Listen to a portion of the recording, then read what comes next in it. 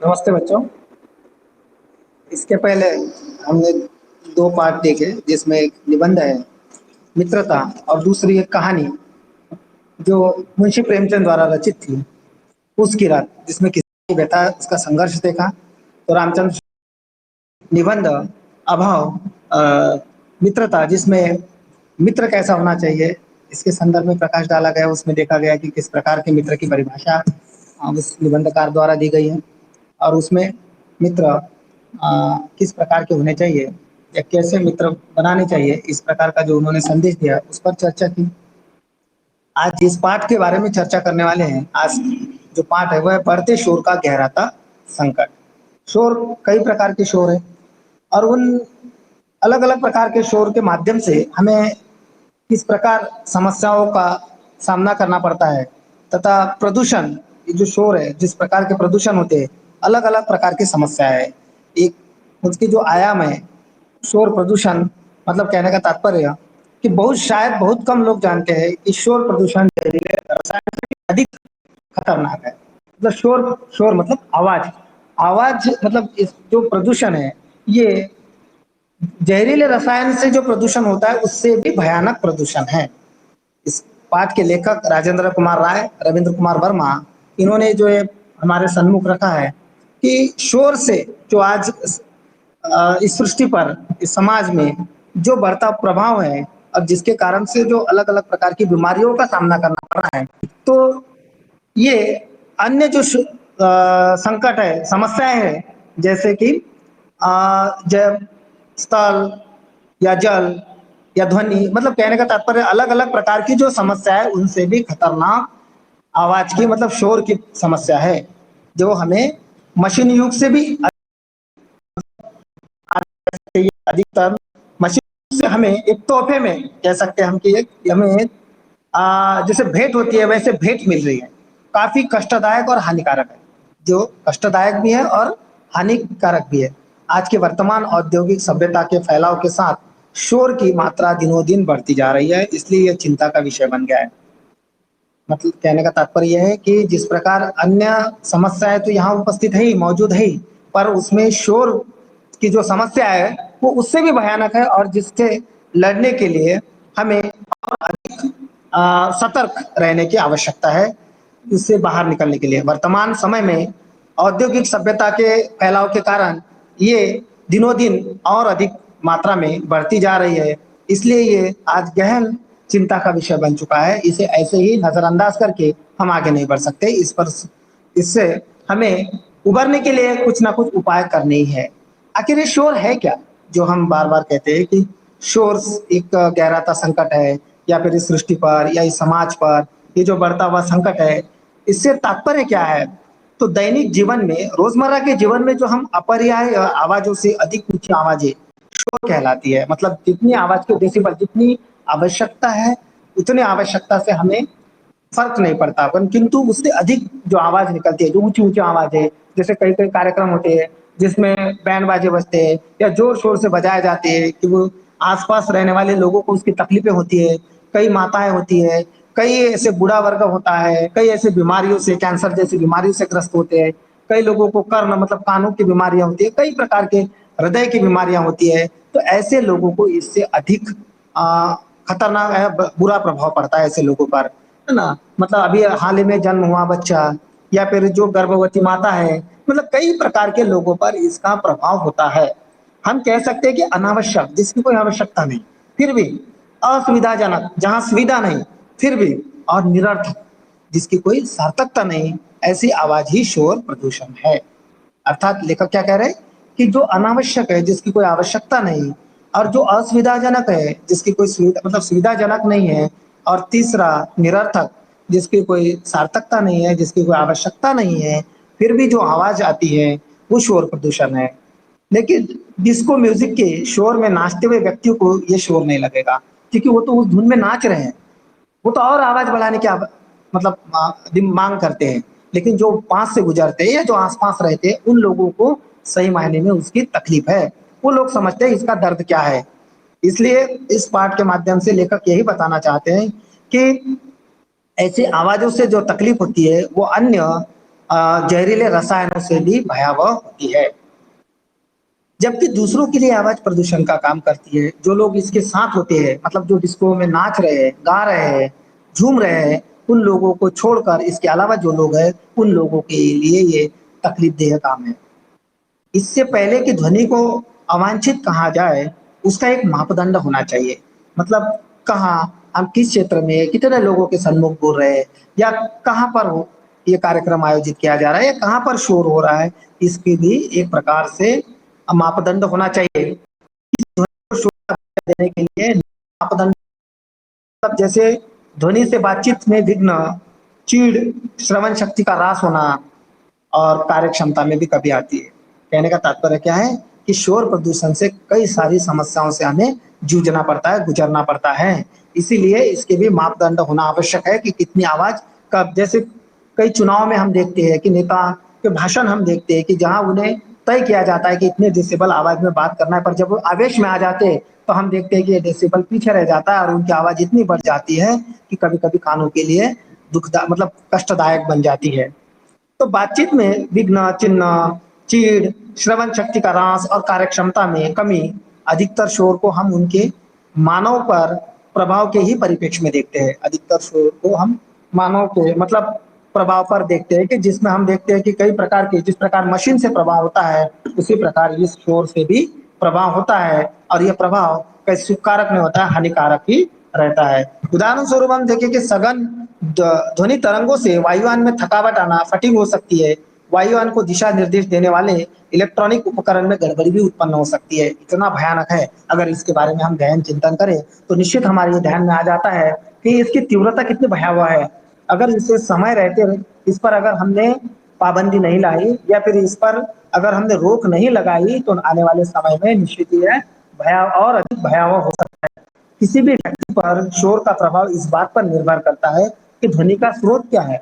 मतलब ध्वनि जो आ रही है, तो आवाज उसका स्रोत कहाँ से आ रहा है, वो कहाँ से आ रही है, उसके मूल में कहाँ क्या है, उस पर उसका उसकी तीव्रता कितनी है, इस पर निर्भर होता है। शोर की तीव्रता को मापने की इकाई को डेसिबल कहलाती है। इस पर ध्यान देना कि शोर की जो तीव्रता है, वो मापने का जो यंत्र है, उसे डेसिबल कहलाता है। डेसिबल कहा जाता है। डेसिबल को संक्षेप में डीबी भी कहा जाता है। डेसिबल को संक्षेप में लोग डीबी कहते हैं। और डेसिबल पैमाने पर शून्य स्तर है जहां से आवाज का सुनाई देना आरंभ होता है। लेखक इस और इंगित करते हैं कि डेसिबल से तात्पर्य मतलब जो आवाज होती है, उसकी ऊंचाई, उसकी तीव्रता को नापने का जो यंत्र है, उसे डेसिबल, जिसे हम संक्षेप में डीबी भी कहते हैं, उसके आधार पर शून्य स्तर से लेकर हम उस आवाज को नाप सकते हैं कि उसकी तीव्रता को जांच सकते हैं कि उसकी तीव्रता कितनी है। शोर और उसका स्वास्थ्य से क्या संबंध है, ये देखना जरूरी है। क्योंकि जब हम बार बार कह रहे हैं कि शोर से हमें तकलीफ होती है, कष्ट होते हैं, दर्द होता है, या फिर कई प्रकार की बीमारियों से जूझना पड़ता है, तो फिर स्वास्थ्य से इससे क्या क्या हानियां होती है, क्या क्या दुष्परिणाम होते हैं, ये भी देखना जरूरी है। कि जब हम बढ़ते शोर का गहराता संकट के संदर्भ में जब हम चिंतन मनन उस पर चर्चा कर रहे हैं, तो उसमें ये देखना भी जरूरी है कि शोर के माध्यम से स्वास्थ्य पर क्या क्या प्रभाव होते हैं और वो कैसे प्रभाव होते हैं। विश्व स्वास्थ्य संगठन संस्था ने स्वास्थ्य की परिभाषा दी है। विश्व संगठन स्वास्थ्य ने एक स्वास्थ्य की परिभाषा दी है, और वो इस प्रकार है कि स्वास्थ्य शारीरिक, मानसिक और सामाजिक संतुष्टि की अवस्था है। स्वास्थ्य अर्थात क्या है, जहां शारीरिक, मानसिक और सामाजिक संतुष्टि है, वही अवस्था जो है वो स्वास्थ्य है।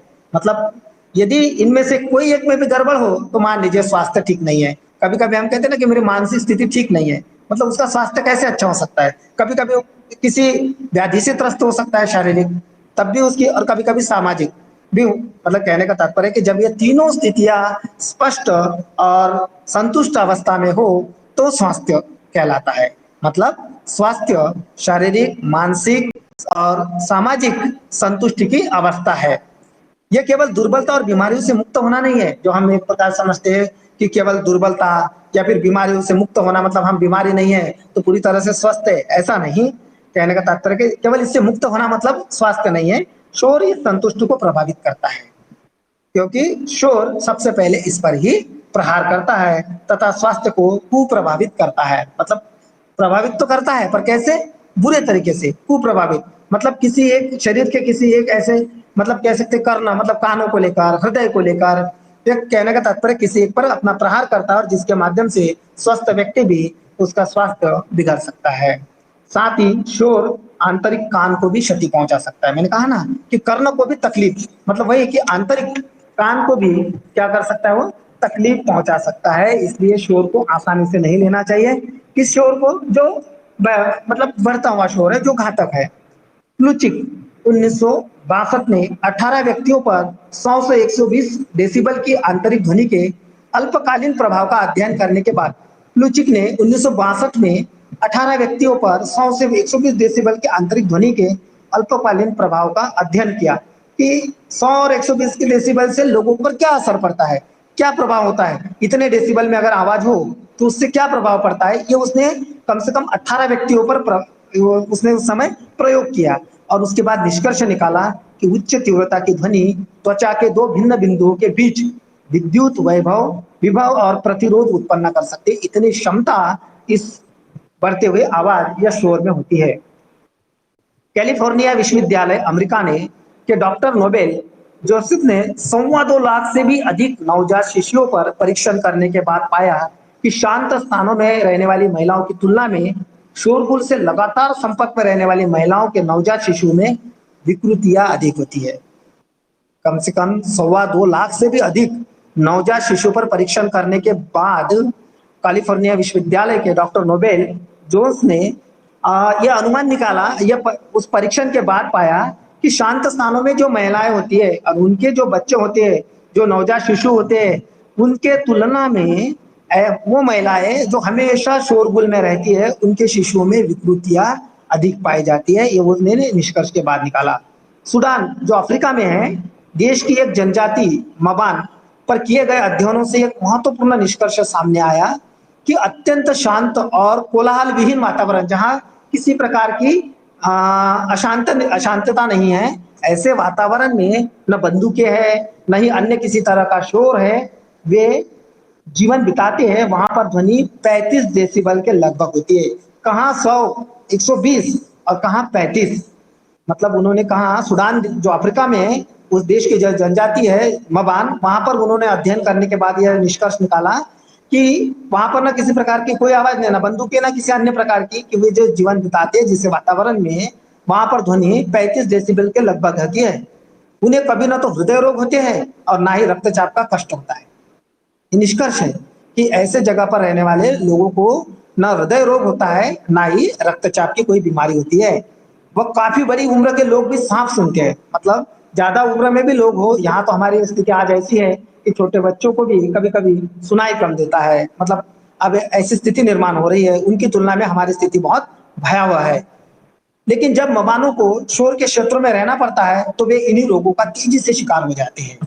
मतलब जैसे हिमाचल में रहने वाला व्यक्ति और राजस्थान में रहने वाला व्यक्ति, दोनों के वातावरण में अंतर है, क्योंकि हिमाचल में ठंड है और राजस्थान में गर्मी की पराकाष्ठा है। मतलब दोनों में रहने वाले व्यक्तियों को जब हम यहाँ से निकालकर वहां और वहां से निकालकर यहाँ रखेंगे तो निश्चित ही आप देखेंगे कि दोनों को तकलीफ होती है, क्योंकि एक को ठंड में रहने की आदत है और एक को गर्मी में रहने की आदत है, तो कहीं ना कहीं तकलीफ तो होती है। तो यहाँ भी ऐसे ही है कि उनको अगर वहां से निकालकर ऐसी जगह पर भेज दिया जाए या रखा जाए जहां पर इनके विपरीत अवस्था है, शोरगुल का वातावरण है, वहां पर उन्हें निश्चित ही तकलीफ होती है और वो फिर क्या होते हैं कि हम देखते हैं कि बीमारियों के शिकार हो जाते हैं।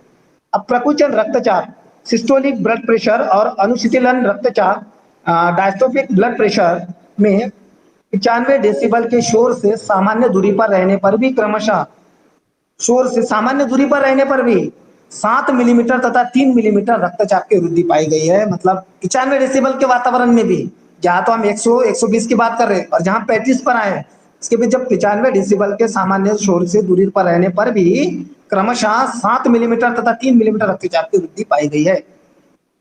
अर्थात मानव शरीर पर शोर के कुप्रभाव का वैज्ञानिक अध्ययन करने की आवश्यकता है। और जब वो किया गया और जब हो रहा है तो उसमें क्या स्पष्ट होता है कि वैज्ञानिकों ने जब मानव शरीर पर शोर के कुप्रभाव का जो वैज्ञानिक अध्ययन किया है वो काफी चौंकाने वाला है।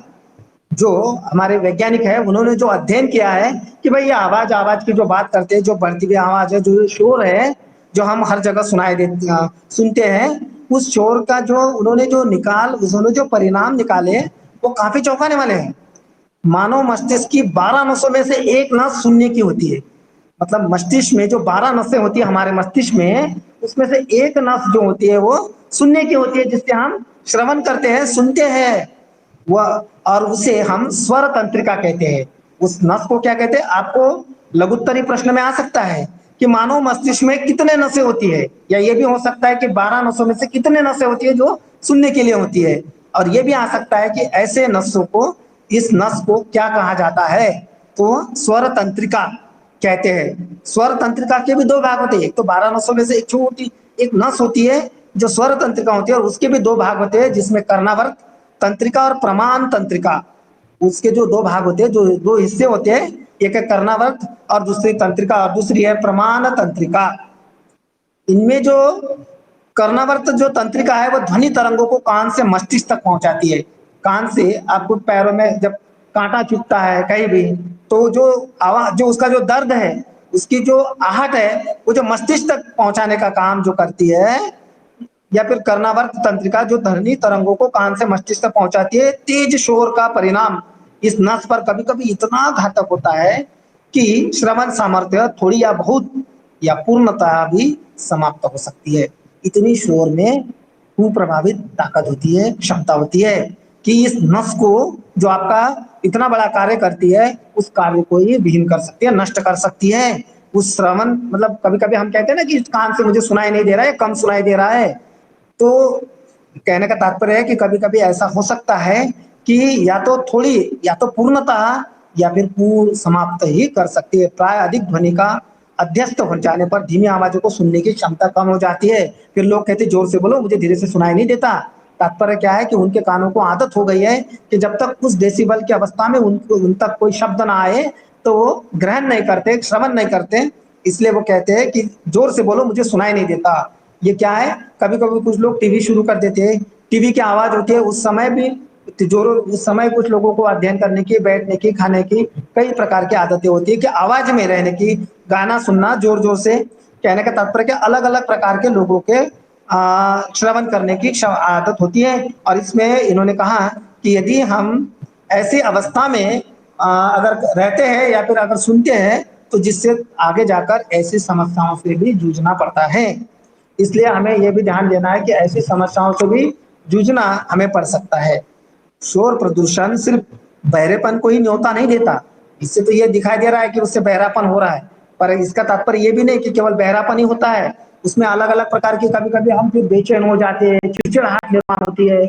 जब आवाज आ रही, बार बार आप उसे फिर कह रहे हैं पर वो नहीं मान रहा है, फिर आप में चिड़चिड़ाहट, तो इससे ब्लड प्रेशर भी हाई होता है। या फिर हम यूं कहिए कि इससे हमारे अंदर एक प्रकार से तनाव निर्माण हो जाता है, और तनाव व्यक्ति के लिए कभी भी अच्छा नहीं है, वह घातक ही है। शोर प्रदूषण सिर्फ केवल बहरेपन को न्योता नहीं देता, बेचैनी और मानसिक तनाव भी पैदा करता है, जिससे रक्तचाप की बीमारी हो सकती है। बार बार ऐसा होने से धीरे धीरे क्या हो सकता है, हम मतलब रक्तचाप, बीपी के भी मरीज हो सकते हैं। इसमें व्यक्ति मानसिक तनाव, चिड़चिड़ाहट, झुंझलाहट की समस्या से त्रस्त हो जाता है। जैसे हम राह से चल रहे और बहुत भयानक दृश्य देखते हैं, उस समय जो तनाव आता है, तो जिससे हमारे अंदर चिड़चिड़ाहट पर एक तरह से हमारे मुट्ठियां भींचना, या हमारे नाक या हमारा चेहरा एक प्रकार से अलग हाव भाव निर्माण हो जाते हैं। वैसे ही ऐसी आवाजों से हम जब बार बार जब पीड़ित होते हैं, त्रस्त होते हैं, तो एक झुंझलाहट, चिड़चिड़ाहट और मानसिक तनाव निर्माण हो जाता है। और फिर कभी कभी ऐसा होता है कि हम इसके आदी हो जाते हैं, फिर हमें कभी कभी इसकी आदत बन जाती है, तो इसलिए हम इसके भी ग्रस्त हो सकते हैं। केवल बहरापन ही नहीं होता है, बहरेपन तो है ही, ये तो होता ही है, पर साथ साथ मानसिक रोगी भी हम बन जाते हैं, तनाव, चिड़चिड़ाहट और झुंझलाहट बन जाते हैं। इससे समस्याओं से हमें त्रस्त होना पड़ता है, हम ग्रस्त हो जाते हैं। रक्त में कोलेस्ट्रॉल की मात्रा बढ़ जाती है। इससे कभी कभी क्या होता है कि रक्त में कोलेस्ट्रॉल की मात्रा भी बढ़ जाती है, और स्नायु तंत्र पर शोर का प्रभाव हृदय, पाचन तंत्र के साथ साथ अन्य तंत्रों पर भी पड़ता है।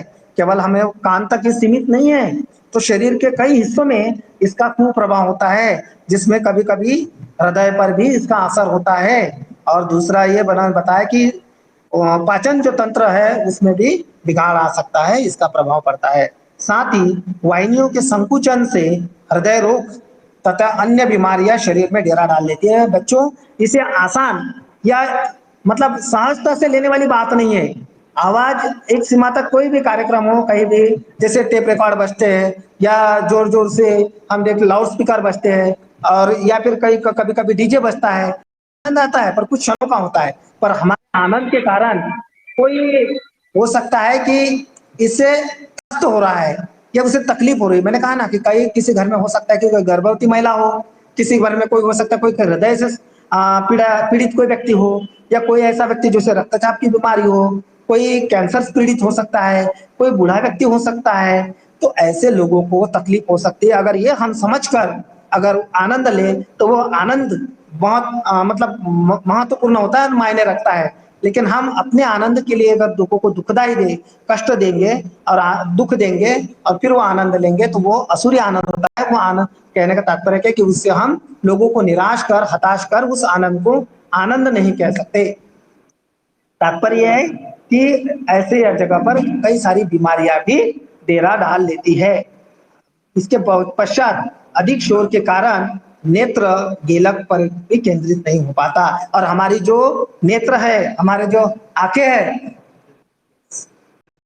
हमारी जो आंखें है, जो नेत्र है, तो वो नेत्र जो है, ये जो हमारे आंखें हैं, वो जिस और हमारा ध्यान केंद्रित होना चाहिए उस और नहीं होता, केंद्रित नहीं हो पाता। तात्पर्य क्या है कि हमारा जो कंसंट्रेशन है वो कंसंट्रेशन नहीं रहता, क्योंकि जब आवाज आ रही है, फिर आप मान लो कोई अच्छा गीत बज रहा है, गीत की ओर हमारा ध्यान जाता है, जिसके कारण हमारा ध्यान उस पर नहीं होता और हम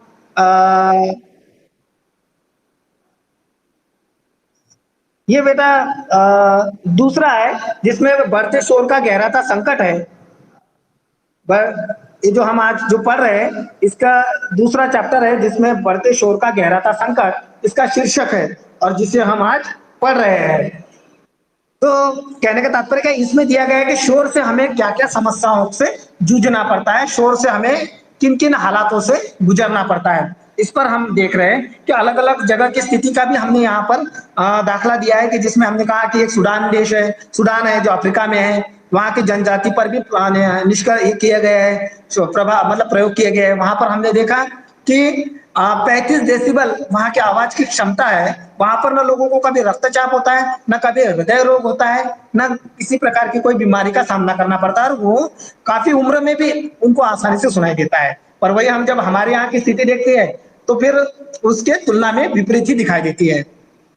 कई जगह पर ऐसे हालात हैं, कई जगह पर ऐसी स्थिति है कि जहां पर आवाज की क्षमता से ज्यादा, मैंने कहा ना कि कभी कभी चुनाव में भी कभी कभी कोई नेता जितनी आवश्यकता नहीं होती है और आवेश में आकर जोश में आकर उस आवाज में वो जब बात करता है तो जिसके कारण वो डेसिबल की जो क्षमता है वो पार कर जाते हैं। तो शोर प्रदूषण और उससे केवल बहरेपन ही नहीं, तो उन्होंने बताया कि अलग अलग प्रकार का जैसे हृदय चाप, हृदय या फिर रक्तचाप, पाचन तंत्र, कई प्रकार के समस्याओं से हमें जूझना पड़ता है। अधिक शोर के कारण नेत्र गोलक कर केंद्रित नहीं हो पाता। जब हम मान लीजिए अभी आप पढ़ाई कर रहे हैं या फिर आप कभी कुछ खेल रहे हैं या मान लीजिए कुछ अध्ययन कर रहे हैं, ऐसे समय में यदि जोर जोर से आवाज आती है या किसी का झगड़ा होता है पर वो जोर जोर से हो रहा है, तो उससे क्या होता है, आप जो काम कर रहे हैं उससे आपके नजर जो है वो आंखें जो वहां पर कॉन्सेंट्रेट नहीं हो पाती। आप फिर वहां से मतलब वहां पर चंचल मतलब चल विचल हो जाती है स्थिति। ऐसे समय में फिर आपको आपका आपके अंदर रक्तचाप या कहने का तात्पर्य चिड़चिड़ाहट, झुंझलाहट निर्माण हो जाती है और आपको बहुत बुरा लगता है। कभी कभी आप कहकर आते हैं या कह नहीं पाते, ये अलग बात है, लेकिन उसकी जो तकलीफ है वो अंदर ही अंदर आप महसूस करते हो, जिससे आपको कभी कभी आगे चलकर मानसिक रोगी भी बन सकते हैं, मानसिक अवस्था में भी असर हो सकता है। क्योंकि उन्होंने कहा है लेखक ने कि स्वास्थ्य का अर्थ क्या है, शारीरिक, सामाजिक और मानसिक अवस्था यदि अच्छी हो तो स्वास्थ्य है, मतलब आसन ओटी में आता है। इनमें से यदि कोई एक ठीक ना हो तो फिर वह स्वास्थ्य ठीक नहीं रहता। जैसे आप कहते ना कि आज मुझे शरीर में थोड़ी सी तकलीफ महसूस हो रही है, मुझे मेरा स्वास्थ्य ठीक नहीं लग रहा है, बुखार लग रहा है, खांसी लग रही है। जैसे आज हम देख रहे हैं कि महामारी 19 कोरोना आज इतना फैल रहा है कि पूरे विश्व को इसने अपनी चपेट में ले लिया है। आज देखते ना कई देशों में अवस्था में है कि मृत मतलब मरने वालों की संख्या इनकी कगार बढ़ती जा रही है। हमारे यहाँ भारत में भी हम देखते हैं, महाराष्ट्र में हम देख रहे हैं कि अब धीरे-धीरे थोड़ा बहुत मतलब कोरोना कभी-कभी कम दिखाई देता है, पर अचानक बढ़ जाता है और जिससे वो बीमारी कभी-कभी मतलब साँस लेना कठिन हो जाता है और सर्दी जो आम बात है पर आज हमारे लिए घातक सिद्ध हो रही है।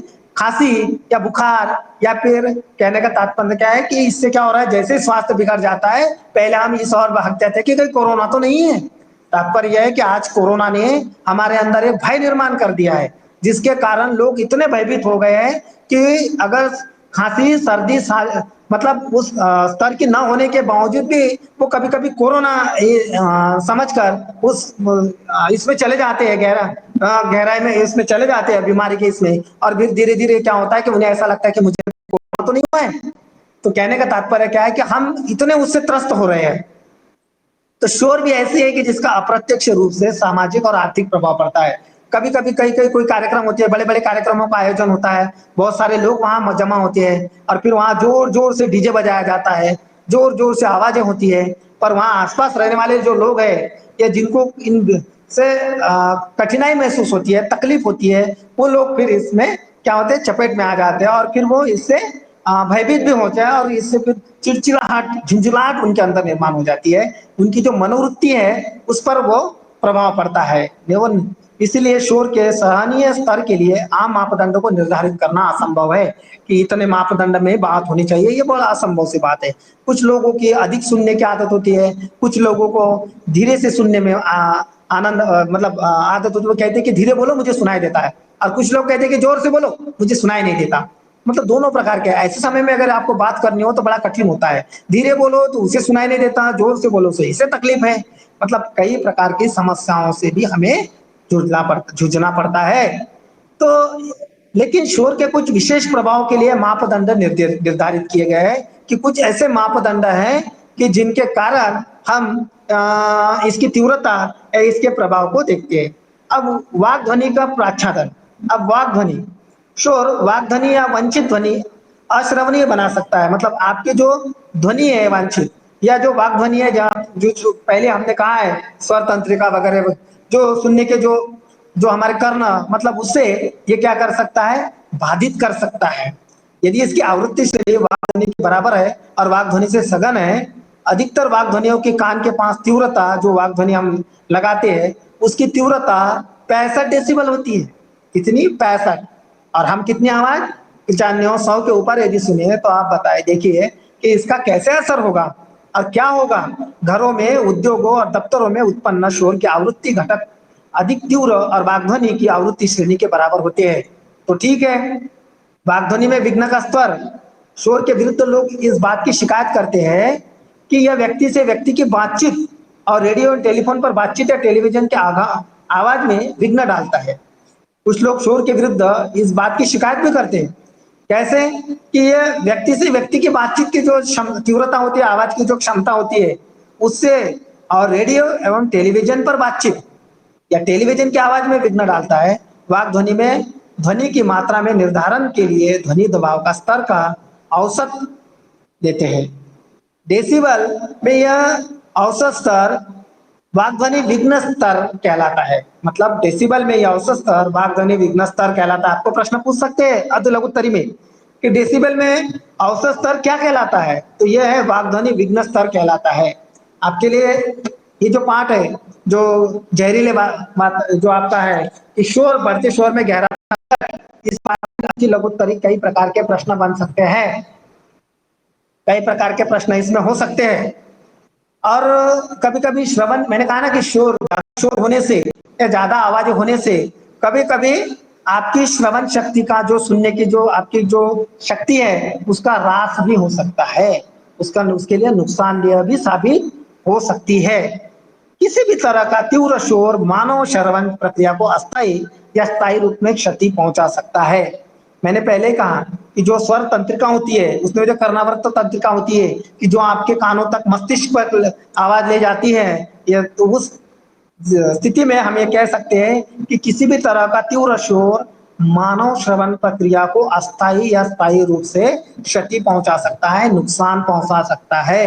इसलिए इसे हल्के से या सहजता से नहीं लेना है। इसे हमें सहजता से लेकर काम नहीं होगा। श्रवण शक्ति ह्रास शुद्ध ध्वनि श्रव्य तापमापी से किया जाता है। श्रवण शक्ति ह्रास ह्रास शुद्ध ध्वनि श्रव्यता मापी से किया जाता है, जिसमें शुद्ध ध्वनि तीव्रता को डेसिबल में मापते हैं। मैंने कहा ना कि ध्वनि मापने का यंत्र क्या है? डेसिबल। ध्यान रहे, डेसिबल जिसे डीबी भी कहा जाता है। आपको वो भी पूछ सकते हैं कि डेसिबल को संक्षेप में क्या कहा जाता है, तो आपको ध्यान रखना है कि उसे डीबी कहा जाता है। जब आप इस पाठ को पढ़ेंगे, जब इस पुस्तक को आप देखेंगे आस्था, जब ये पुस्तक को आप देखेंगे और जब ये आपके सम्मुख होगी और जब आप इस पाठ को पढ़ेंगे और जब आप देखेंगे कि सर ने ये बातें कही थी, तो आपको ध्यान में आ जाएगा कि इस बातों की, इन बातों पर हमें गौर करना है, इन बातों को ध्यान में रखना है। और यह ध्वनि इतनी होती है कि शांत कमरे में प्रक्रिया की विभिन्न आवृत्तियों पर पुनरावृत्ति की जाती है। इस तरह प्राप्त परिणाम से ऑडियोग्राम बनता है, जिसे श्रवण अक्षिमा कहते हैं। एक उम्र वर्ग की सामान्य श्रवण अवसीमा से किसी व्यक्ति विशेष की श्रवण अवसीमा की तुलना करने पर उस व्यक्ति का श्रवण ह्रास मालूम किया जा सकता है। अलग अलग उम्र पर इसका अलग अलग असर होता है। नवजात शिशु पर इसका अलग असर होगा, जैसे उम्र में बड़े जवान बच्चों पर उसका अलग होगा, और बूढ़ा वर्ग पर उसका अलग असर होगा, क्योंकि सबके करने की क्षमता अलग अलग होती है, सुनने की, समझने की शक्ति अलग अलग होती है। सबके अपने अपने शरीर के अलग अलग होती है। ऐसा नहीं है कि जो नवजात शिशु है और जो बूढ़ा व्यक्ति और जो जवान है इन दोनों की समान होगी, बिल्कुल नहीं। इन तीनों में अलग अलग क्षमता होती है। नवजात शिशु की क्षमता बिल्कुल कम होती है। तो कहने का तात्पर्य क्या है कि इन लोगों के अलग अलग प्रकार के ह्रास मालूम किया जा सकता है जब हम इनका अध्ययन करेंगे। जब इनके श्रवण करने की शक्ति को जांचेंगे, परखेंगे, तब हमारी ये बात बिल्कुल ध्यान में आ जाएगी कि ये कैसे इनका ह्रास के बारे में कैसे जानकारी मिल सकती है। श्रवण श्रवण ह्रास की मात्रा निम्न घटकों से प्रभावित होती है। अब वो घटक कौन कौन से, ये भी देखना जरूरी है। बच्चों, आपको समझ आ रहा होगा कि जैसे हम शोर जो होता है, ध्वनि जो आवाज है, जो प्रदूषण है, जैसे स्थल हम कहते हैं कि जमीनी प्रदूषण, वायु प्रदूषण, जल प्रदूषण, ये तो भयानक है ही, इसमें कोई दो राय नहीं। किंतु इससे भी भयानक प्रदूषण शोर प्रदूषण है जो आपके आसपास गिरते गिरते मंडराता रहता है। तो इससे उबरना, इससे निकलना आपके लिए कभी कभी भयानक कठिन हो जाता है। तो इससे प्रभावित करने वाले घटक कौन कौन से? तो वो घटक है शोर की आवृत्ति और तीव्रता, मतलब उसकी आवश्यकता की आवृत्ति कितनी है और उसकी तीव्रता कितनी है। दूसरा, शोर की बैंड चौड़ाई, उसकी चौड़ाई मतलब वो कितनी है और एक दिन में शोर से प्रभावन समय, मतलब आप एक दिन में कितने दिन भर आप उसके चपेट में रहे, 1 घंटा रहे, 10 मिनट रहे, आधा दिन बिताया, ये भी महत्वपूर्ण है। पूरा दिन यदि 24 घंटे आप उसी में गए तो फिर आपके कर्णों को बचाना, मतलब आपके कानों को बचाना बहुत कठिन काम है, कठिन बात है। कहने का तात्पर्य है कि आप उसके चपेट में कितने देर तक आए, ये भी देखना जरूरी है। एक दिन में शोर के प्रभावन का समय क्या है तथा प्रभावन दिनों का कुल वर्ष कितना है, मतलब आपने ऐसे प्रभाव में आए हुए कितने वर्ष बिताए, कितने महीने बिताए, कितने साल बिताए, इस पर भी उसकी तीव्रता या फिर उसका श्रवण ह्रास का, हम शक्ति का ह्रास का मापदंड तय कर सकते हैं। ध्वनि प्रभावन से हुए श्रवण ह्रास पर अनुसंधान, अनुसंधान मतलब खोज, रिसर्च जिसे कहते हैं हम, रिसर्च अनुसंधान, जिस पर हम गवेषणा करते हैं, रिसर्च करते हैं, शोध करते हैं, है ना। किसी भी बात तक, जड़ तक पहुंचने के लिए रिसर्च करना पड़ता है, तब हम उस तक पहुंचते हैं। ऐसे ऊपर ऊपर अगर हम यदि अपने विचार रखेंगे तो उस गहराई तक नहीं पहुंच सकते। इसलिए उस गहराई तक जाने के लिए हमें अनुसंधान करना पड़ता है, मतलब खोज करनी पड़ती है कि भाई ये बात है, इसके पीछे क्या कारण हो सकता है, क्या तात्पर्य हो सकता है। तो हमें वहां तक पहुंचने के लिए अनुसंधान करना पड़ता है। तो वो अनुसंधान से भी 2 मापदंड प्राप्त किए। एक मापदंड यह है कि उन ध्वनियों पर लागू होता है जो शुद्ध है, या उन ध्वनियों पर जिनकी अधिकतर ऊर्जा संकीर्ण क्रांतिक बैंडों में होती है, मतलब जो शुद्ध है, जो स्पष्ट आपको सुनाई दे रही है और उसकी श्रेणी भी ज्यादा ये नहीं है कठिन। और क्रांतिक बैंड का अधिकतर श्रव्य मतलब श्रव्य श्रेणी की ध्वनि आवृत्तियों में 100 सीपीएस चौड़ा होता है। कितना? 100 सीपीएस चौड़ा होता है। दूसरा मापदंड चौड़े बैंड के शोर पर लागू होता है। जी सर, सिर्फ 10 मिनट रह गए सर। तो कहने का तात्पर्य क्या है कि ये जो शोर लागू होता है ध्वनि के, इसमें ये हमें देखना ज़रूरी होता है। इस शोर में हमें इस बात की ओर देखना ध्यान देना भी ज़रूरी है कि शोर से कैसे-कैसे मैंने कहा ना कि कई-कई कार्यक्रमों का आयोजन होता है, वहाँ पर ज़ोर-शोर से लाउड स्पीकर बजते हैं। मैं हर जगह की बात नहीं करता हूँ, लेकिन कई-कई जगह पर होता है कि जो जिसके आस-पास वाले परिक्षेत्र में जो लोग रहते हैं या वहाँ मौजूद लोगों को भी तकलीफ होती है, पर उस समय वो बोल नहीं पाते क्योंकि कार्यक्रम ऐसा होता है कि सब खुशी में होते हैं, मग्न होते हैं। ऐसे समय में कहना मतलब कोई कहता है क्या? क्या हो रहा है? थोड़ी देर अगर आवाज़ थोड़ी बड़ी हो गई तो क्या आप बहरे हो जाओगे? आप कहते नहीं भाई, ठीक है, जैसी तुम्हारी इच्छा है वैसे करो। कहने का तात्पर्य क्या है कि ऐसे समय में फिर आप कुछ नहीं कहते और आपको सुनना, क्योंकि आप उस कार्यक्रम में सम्मिलित होने के लिए आए हैं, तो आपको तो उस कार्यक्रम में रहना ही है। तो आप ये देखते हैं कि मैं इससे कैसे बचूँ? या क्योंकि आप बोलकर कोई फ़ायदा नहीं। या कई जगह पर या फिर किसी घर में मैंने कहा कि छोटे-छोटे बच्चे हैं जो नवजात हैं, कोई माँ है जो गर्भवती है, कोई बूढ़ा व्यक्ति है जिसे कान या हृदय या रक्तचाप की बीमारी है, तो इससे झुंझलाहट निर्माण होती है। कभी-कभी घरों में इससे झगड़े भी होते हैं फिर। कोई सुनता नहीं, ज़ोर-ज़ोर से बोलना पड़ता है। वो कहता है कि बहरा है कि सुनाई नहीं दे रहा है। पर वो कुछ भी कहे, उससे तकलीफ होती है। फिर आपस में नोक-झोंक भी होती है, पर कुछ नहीं कर पाते। क्यों नहीं कर पाते? क्योंकि समय और उस जो पल है, उस पल के हाथों वो असफल होते हैं, वो वहाँ पर वो कुछ कह नहीं पाते और उनके लिए केवल वो सुनना या सहन करना, बस यही उनके कह सकते हैं कि उनके लिए उस समय मुनासिब होता है। क्योंकि अगर वो कुछ कहने के लिए जाते हैं तो फिर झगड़े होते हैं कभी-कभी। तो वह ज कभी-कभी ऐसी स्थिति भी निर्माण होती है। घर में भी कुछ लोग होते हैं कि कोई ज़ोर से बोलता है तो कहता है, "ए धीरे बोल, मुझे सुनाई देता है।" ज़ोर से बोलने की आवश्यकता नहीं। और कुछ लोग होते हैं कि कानाफूसी धीरे क्यों बोल रहे हैं? ज़ोर से बोलो। तो इससे क्या होता है, इससे भी हमें तकलीफ होती है और कभी-कभी वो कह रहे हैं ना कि अंशतः या कभी-कभी पूर्णतः सुनने की शक्ति हम गँवा बैठते हैं।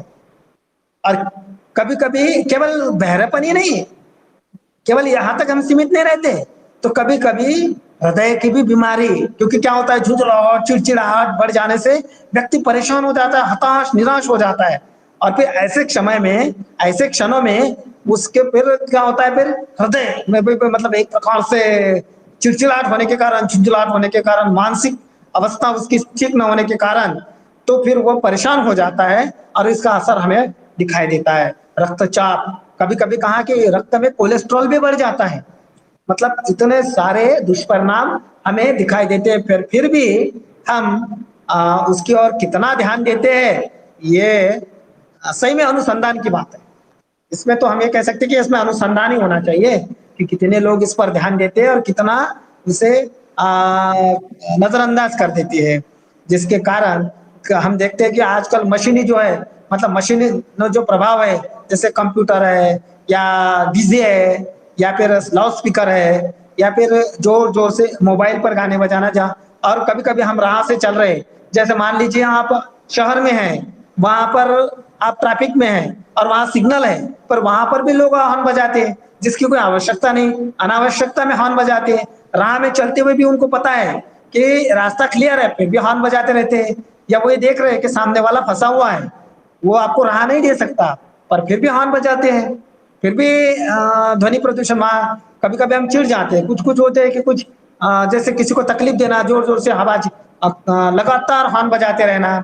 इससे क्या होता है, आपको तो आनंद आ रहा है, पर दूसरे लोग चिढ़ रहे हैं, उनको तकलीफ हो रही है और हमें ऐसे आनंद में आनंद नहीं मनाना चाहिए कि जिससे लोगों को तकलीफ हो।